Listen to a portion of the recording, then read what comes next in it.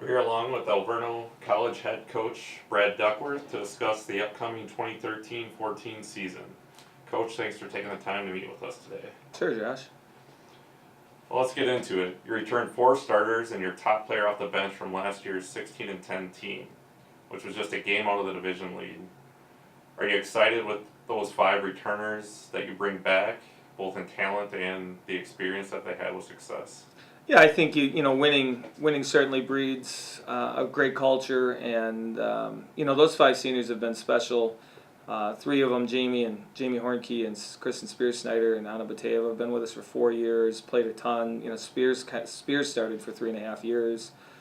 She dates back to learning from Gabby, our all-time leading scorer. So, and then Devin and Ashley Berry, 2 junior college players. Devin was first team all-conference last year as a junior, and Ashley Berry really came on late and has really had a great preseason. So to have 5 seniors and the uniqueness of having a 1, a 2, a 3, a 4, and a 5. I mean, everybody's got their own position. So you don't have seniors kind of battling for who's going to be our starting off guard. But yeah, I'm really excited about those 5. They've had a great preseason. They had a great off season. They've got a great attitude. We're blessed to have such a great group of returners. Can you talk about your freshman class and what dynamic they will bring? I think this is one of the better freshman classes that we've brought in. They've really adjusted quite well to what it is we have to do. It's unique that we're basically have no sophomores and 1 junior, and she was a transfer, so we're so heavy loaded on the front end and heavy loaded on the new player end. But they've brought a great dynamic.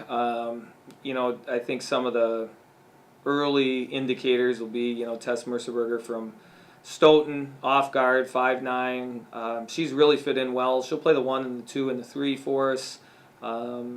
She's going to be a really good addition in the backcourt for us. Molly Mishka from Chautauqua, 6'1". He brings the inside presence we lacked a little bit at times last year. She's strong and physical and actually really athletic for being a freshman post. Katie Bartlett from South Milwaukee, another 6'1" freshman, really been a great surprise.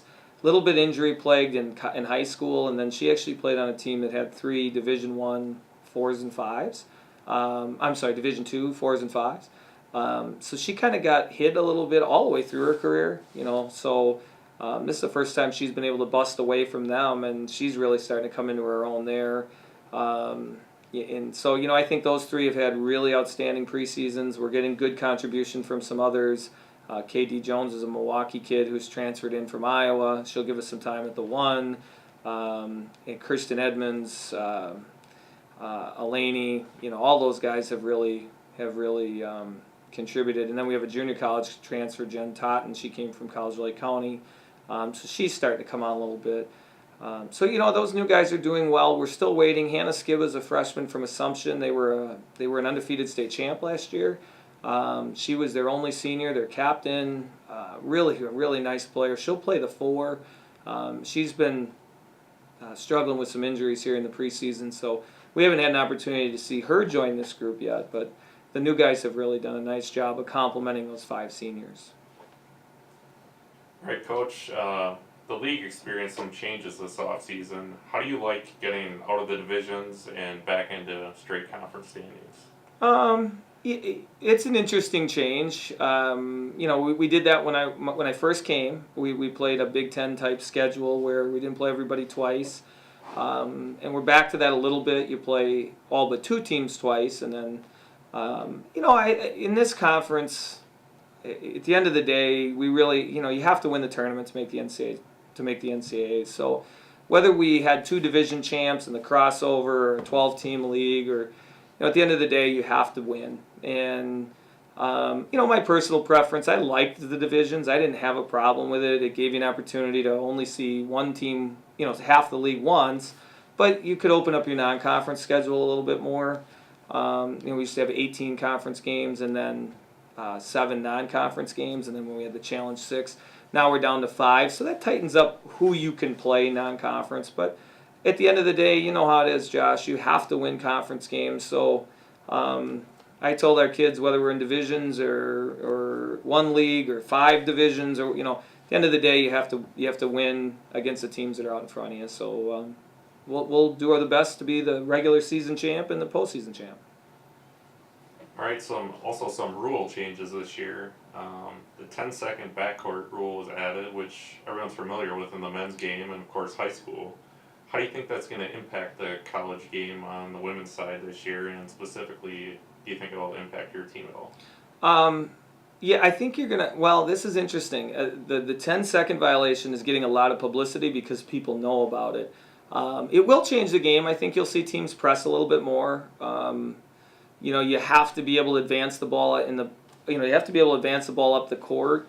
Where it changes is late game situations. You used to be able to use 94 feet. When we're doing situational work down there, under a shot clock left, and you're holding for 1, let's say. We used to be able to hold the ball in the backcourt from 30 to 12 and then just attack and play. Well, now you got to get the ball across half court. Instead of working with 94 feet, you're working with 47 feet, and that's a little tighter. And so, I've 16 years I coached without it, and now 1 year with it. And there are some changes, but it's the subtle things. Typically you break the press. Okay, you usually do that in 10 seconds. I mean, sometimes not, but most of the time. But where I really was, hadn't even conceptualized that until we got into practice was late game situations. Where usually you'd rebound and hold. Well, now you got to rebound in advance, and I actually kind of like it. So I think it adds a little more pressure, and you have to have a really great point guard. The one rule change, there's a couple other significant ones. I don't know, they're probably on the questions, but one that hasn't gotten a lot of publicity outside of the basketball realm, but inside with the coaches and officials, is the hand check rule. In the exhibition games that we've had and then that other teams have had, it is unbelievable the amount of fouls. And they've said it's going to be that way. They've quite frankly come straight out and said, this might take 8 or 10 games before teams adjust. We've had more conversation and teaching adjustments with that. The rule now is a second hand on any ball handler is a foul. So what happens a lot is you touch to gain control, release, a kid penetrates into you, and just to protect yourself, you put your hand out. Seems like a natural basketball play, and watching our team and other teams play, there's been so many fouls that you'd watch and you're like, that's not a foul. But by the way they're calling the game this year, it is. That's going to change things significantly. So we've really spent the whole preseason on get your hands off. Use them when it's natural, but get rid of that habit because you're going to foul people out. So that's a big one. Good thing you have a bigger roster this year. Huh? Yeah, it really. And I had an opportunity to see a Division I team play one of our schools in an exhibition this last weekend, and it was just unbelievable how both teams, a Division I team and a Division III team, you could see the reaction in the players were, come on, that's not a foul. I've played this way my whole life. But the coaches know, and the players really can't complain. We've been forewarned this is the way they're going to call it. So, yeah, we're going to have to go deeper, that's for sure. All right, Coach, just to wrap things up, what are your expectations for your team this year? Well, we're picked 5th. That's the highest that we've ever been picked in the NAC. I have a lot of respect for our conference opponents. I think there are a number of us that could win it. You have to give respect to Wisconsin Lutheran. They've won 5 straight times. You got to give respect to Concordia, Wisconsin. They're the 1 and 2 teams in the preseason. And traditionally they've been the 2 teams to get. Benedictine's picked in front of us, and they probably should be. They swept us last year. And then Lakeland and us are they're in front of us, but only by a couple points. I think right now going into the year, we're one of those teams that when this gets said and done in the regular season and then in the postseason, we're one of those teams that you could circle to say, yeah, if Alverno won the regular season or the postseason, that wouldn't be a shock. We wouldn't have come out of nowhere. My expectations for these guys have been the same since we were 5 and 20. You got to come to work every day and practice as hard as you can and learn and know our system and play the Alverno way. And last year, if you look at some things, we were 16 and 10, and had a good year. But I was really proud. We finished in the top 30 in the country in defensive average. we finished in the top 30 or so in turnovers committed per game. That's who we are. I mean, we don't want to turn it over. We want to play really great defense. We want to rebound. This year's team's got a lot more offense, and I'd be lying if I didn't sit here saying, okay, last year we were one win away from being a division champ, the right win away from being the overall number one. Had we won our division and then won the crossover with Lutheran, we'd have been the overall number one. Now, we'd had to beat Lutheran to do that. So, I think this year anything short of saying in the last week we're competing for a regular season championship, and our goal is to play on championship Saturday. So I know that there's a lot of teams out there, and it's no disrespect to them. That's our goal. We need to be playing for a championship, and I think our kids would say anything less than playing for a championship would be disappointing. So that's where we're hoping to get to. All right, Coach. Thanks for your time. Thank you.